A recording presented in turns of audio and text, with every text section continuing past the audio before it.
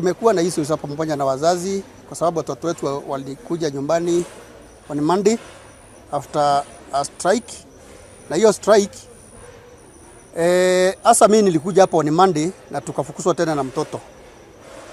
So tuliitwa leo kwa mkutano ili tujadili yale maneno, na wakati tulikuwa pale kwa uwanja, sisi kama wazazi tulikuwa tumehusika kwa sababu wazazi wengine walikuwa wanaambiwa warudi na watoto wao.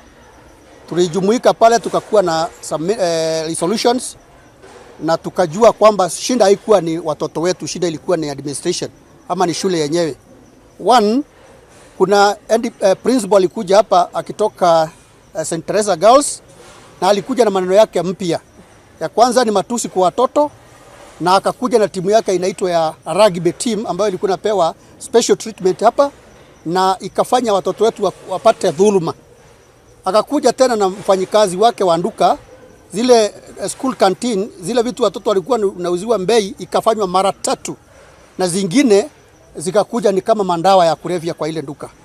So tena mwalimu mkuu alichapa mtoto wa form 4 vibaya sana kwa ofisi yake, ikafanya watoto wakasirike. Kuna matron, nasikia matron, sijui dom mother whatever, nao walikuwa wanachapa watoto na wanabebesha mawe, punishment wavieke nyasi. Tena ratio ya shule wakati hiyo mwalimu amekuja imekuwa ratio ya chakula imekuwa chini. So na mambo mingi sana ambayo ni administration imekosa.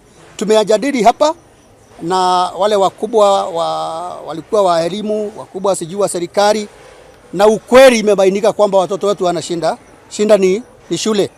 Na kwa hivyo tumekubaliana watoto wetu watafukuzwa na watakuwa victimized na watafanya resolution sawa. Na kwa hivyo matumaini kwamba itarudi mahali ilikuwa, na hasa tumepromisiwa kwamba wale wafanyikazi ambao wafanyi vizuri watatolewa hapa, na huyo principal hasa tunahimiza awe mwanzo, kwa sababu mahali alikuwa St. Teresa hakuwa anafanya vizuri, alikuwa anashindwa hata na day schools. So ameletwa a senior school, in fact a national school, na akaanza manage the school.